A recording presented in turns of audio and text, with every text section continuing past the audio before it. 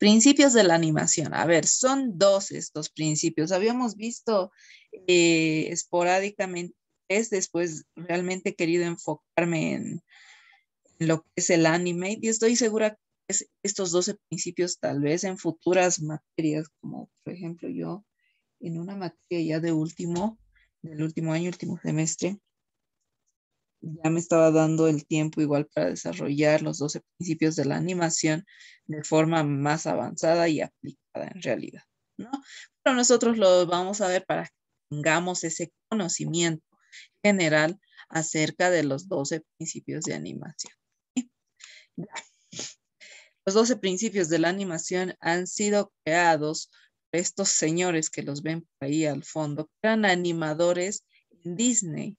Disney, pues, podría decir que ha sido una de las primeras, no sé cómo llamarlo, franquicias que han desarrollado animación, ¿no? Con el ratón, con el Mickey Mouse y no sé si más o menos conocen las antiguas animaciones del ratón donde todo está en blanco y negro y donde no hay sonido porque todavía estaba desarrollándose este aspecto y lógicamente no lo hacían de forma digital estos queridísimos dibujantes animadores de Windows. Imagínense el trabajo arduo que han debido pasar realizando este principio, ¿no? El cual funciona Animate, esto de los fotogramas, ¿no?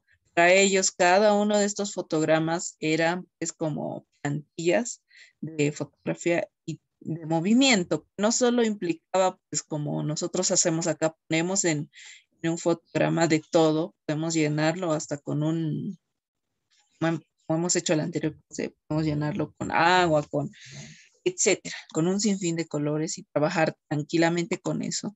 No, sin embargo, ellos en un papel transparente, uno durito, la verdad no me acuerdo el nombre del papel, es donde realizaban el dibujo, ¿no? O sea, por ejemplo, el ratón con un movimiento de anticipación, uno de los principios, con una anticipación y se imaginan tener que redibujar eso, pues a ver aquí, por ejemplo, solo para tener un segundo 24 veces, para tener, pues a ver cuánto duran los dibujos hoy en día, 25 minutos aproximadamente. Imagínense todo el trabajo que han tenido que pasar dibujando y no solo serán pues en el caso de un segundo 24 plantillas, sino que además del movimiento del ratón tenían que dibujar su entorno aparte, ¿no? O sea, era como capas de este papel lleno de dibujos. Entonces, en ese sentido, tal vez se triplicaría, cuadriplicaría el 24, ¿no? Entonces, es increíble el trabajo que se pasaba antes para poder consolidar animación, ¿no? Es realmente increíble. Bueno, pero estos con la experiencia de ya empezar en desarrollarse en esto del mundo de la animación, ellos han escrito un libro justamente que se llama Los 12 Principios de la Animación, ¿no? Y bueno, todos los animadores, a partir de esto, le dicen la Biblia de la animación, porque no solo lo aplican estos principios a la animación 2D, sino también a la animación 3D, ¿no? Lo van a poder hacer en Cinema 4D, en Blender o en 3D Max. ¿Sí? Ya, esa es mi breve introducción. No, este ratón justamente del cual les estaba hablando. Y por eso tal vez cuando ellos realizaban estas animaciones antiguas, realmente decidían hacer como movimientos en loop. ¿Qué son los movimientos en loop? Son movimientos infinitos. Denme un momento. Ahí está. Movimientos infinitos, o sea que básicamente se trata de buscar el mismo inicio y el mismo final, ¿no? Para hacer un loop que no tarde. Y si todos conocemos esta pequeña animación, pues él solamente se mueve de izquierda a derecha, silbando, ¿no? Entonces es un loop. era una forma principalmente de optimizar su trabajo, no volverlo increíblemente largo, ¿sí? Ya.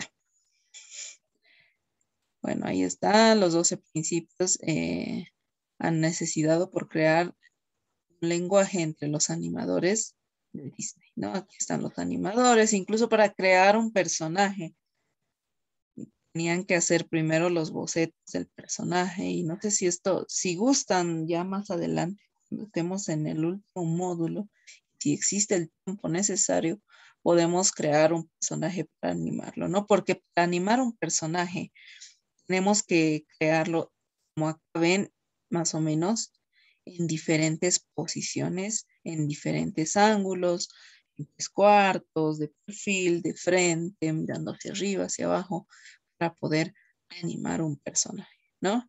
Entonces nosotros tal vez por el momento, por ejemplo, en el caso del pulpito, es realmente una ilustración muy básica. En ese caso, nosotros no hemos creado el personaje de esa forma, es por eso que no tenemos mayor posibilidad que la vista de frente, ¿no? Entonces dibujarlo al pulpito como que de perfil, caminando, entonces sí sería realmente un reto, ¿no? Como les decía, por ejemplo, de Pinocho, el grillito, lo han dibujado de frente, 3/4, perfil. Son estos, de hecho, los básicos y fundamentales, estos 3 tipos de posición del rostro para poder sacar los demás, ¿no? Y ahí está toda una rotación. Imagínense todo este trabajo solo para crear un personaje, porque todavía no hay una animación acá por detrás, ¿sí? Pero esto sí que no lo podemos nosotros obviar, a menos que sea un personaje en 3 dimensiones. Si es en 3 dimensiones, pues de hecho, no lo tendríamos que dibujar así, ¿sí? Tal vez nos bastaría con esto para poder hacer, a modelar la cara, la cabeza, pues con estas tres posiciones, perdón, nos bastaría. Pero lo bueno del 3D es que ya lo vamos a tener, vamos a poder hacer una rotación alrededor del personaje para poder verlo. O sea, ya lo tendríamos hecho en 3D, ¿no? Pero en 2D es un poco más difícil, eso sí, siguen haciendo estas cosas para el 2D, por ejemplo, para los Simpsons. Lógicamente tienen esto. De igual forma tienen sus expresiones, en qué detallado que es, si estornuda o si bosteza o si abre la boca para gritar y con esta posición de la boca o apertura de la boca de sorpresa, pues igual lo ha ido rotando, si se dan cuenta. O lo mismo en el caso de que si estuviera riendo, ¿no? Ahí está feliz en este punto y pues con la boca abierta con una sonrisa, ¿no? Y con el sombrero. ¿Sí? Y cómo se vería desde arriba y bueno, un sinfín de cosas que hay que elaborar. Entonces, esto ustedes lo pueden tomar.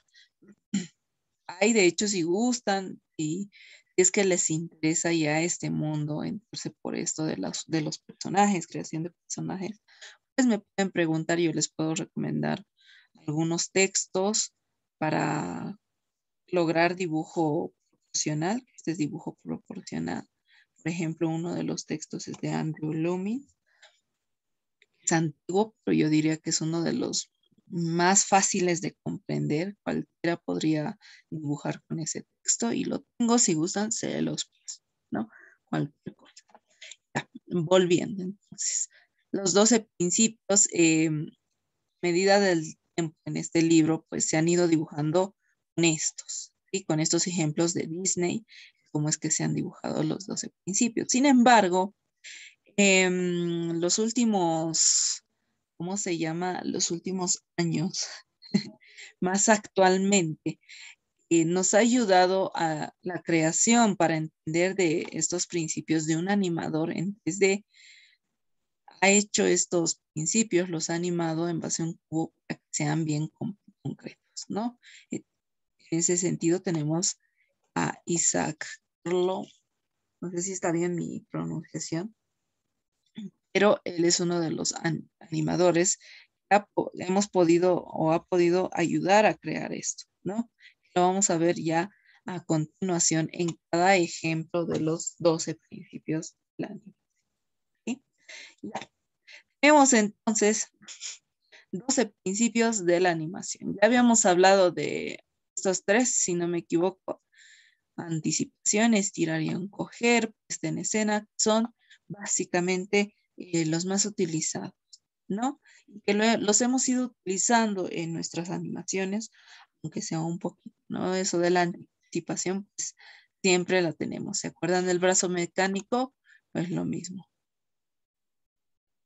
Exacto, Loomis y la figura humana. De hecho, Loomis no solo tiene ese texto, tiene un montón de textos, el ya muerto Loomis, pero tiene uno específicamente para dibujar las proporciones del rostro. ¿Sí? La figura humana es igual para, o sea, tiene una línea de libros que realmente yo se las recomiendo, ¿no? Si quieren iniciarse en esto del dibujo de personajes y de las proporciones, se los paso tranquilamente en el momento que ustedes gusten. Es una buena guía, ¿no? Para aprender proporción. Ya, volviendo a nuestro.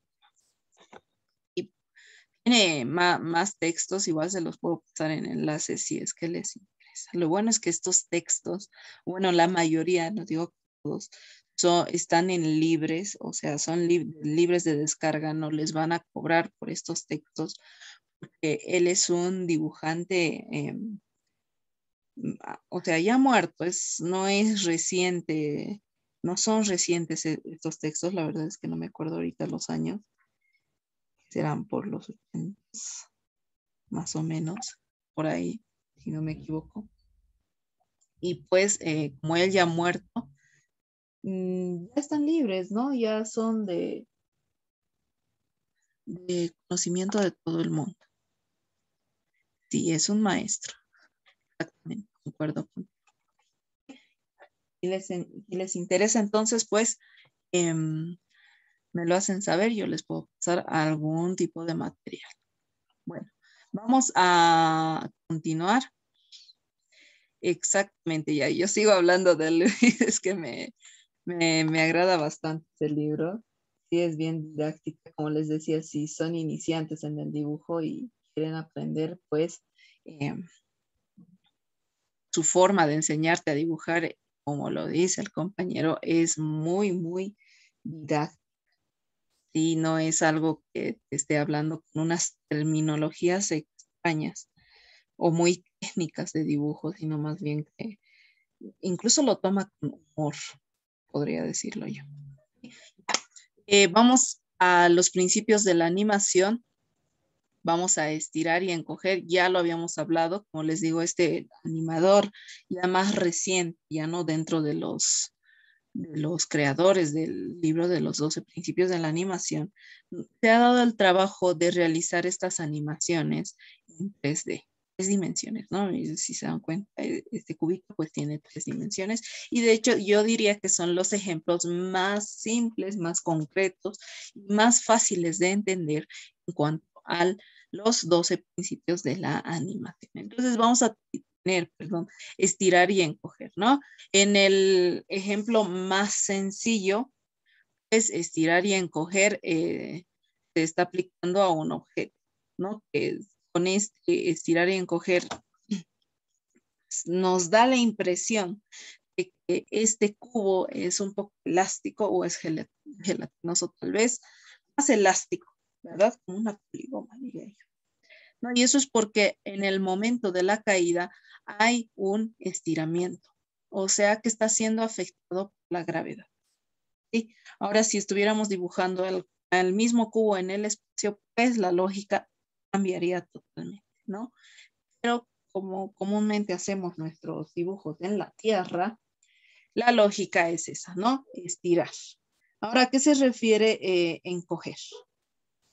Pues encoger es cuando toco contra el suelo, acá más o menos tenemos nuestro suelo, solo que no está dibujado de forma explícita, y es el impacto, como este objeto es más o menos elástico, denme un segundo.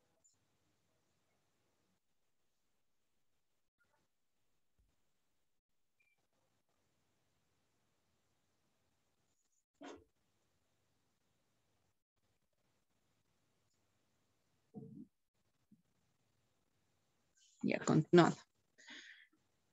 Como les decía, como tenemos el efecto de la gravedad sobre mi objeto o persona, atención con eso que ya tal vez es un poco más complicado. Entonces vamos a tener este efecto, ¿no? De aplastamiento, o sea, el encoger.